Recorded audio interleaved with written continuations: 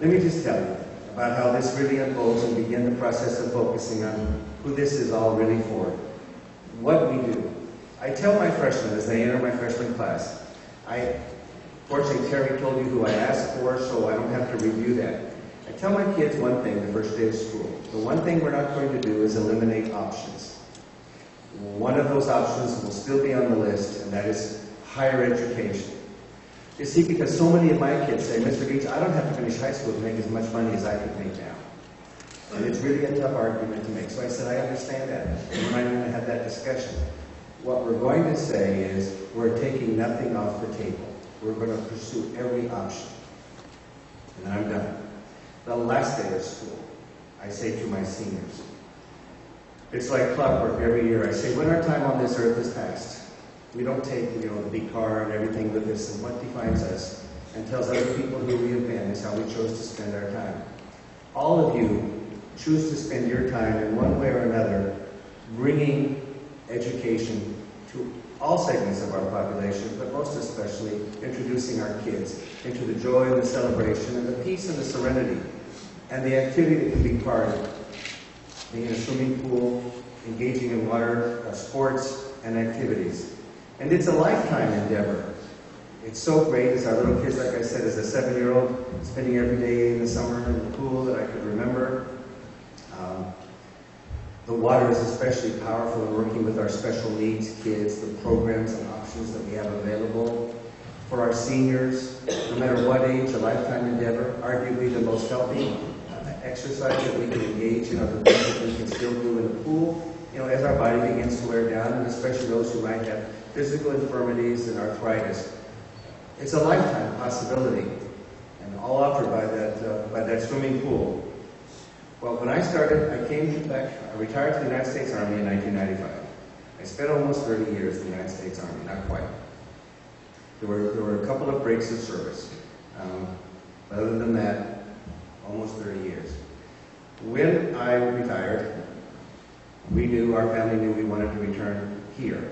I have family relatives up throughout Riverside and Imperial counties, and so this was the choice. I had no other place that I planned to retire to. This is where I came. We had a home in Palm Desert, and moved back. And 6 days after we had all returned to the desert, I applied to Coachella Valley Unified School District. I called the personnel office and I said, my name is Chauncey Beach. I'm a retired United States Army officer, and I would like to be a teacher one day. I said, how do I apply to be a substitute teacher? You see, I didn't know what subject I was going to teach. I didn't know what I would be best at, what grade, what age group. So I thought, if I'm a substitute teacher, I'll be exposed to a lot and I can help refine it. Well, there was no answer. And this was before the era of, can you hear me now?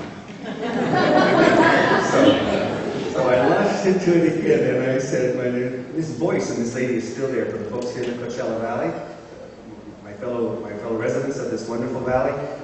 You can still go over to Coachella Valley Unified School District office in Thermal, California, at the east end of our valley, and you'll find a woman named Arlene Delgado. She's one of our key personnel people.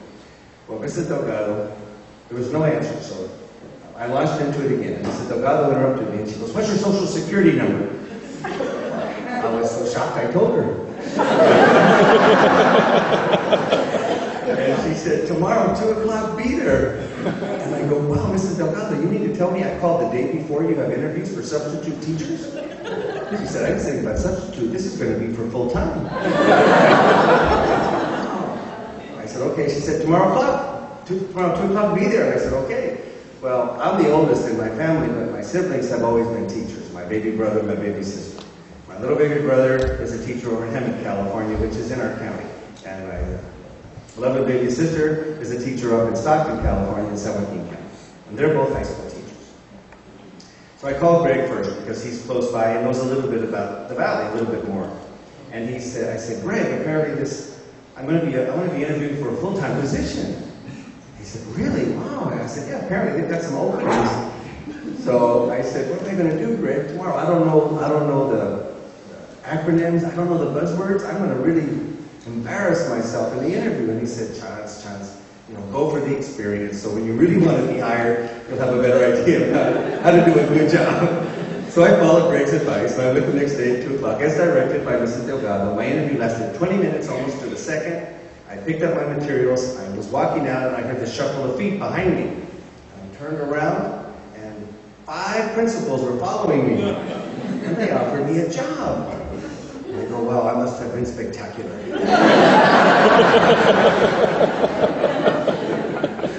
But I wasn't.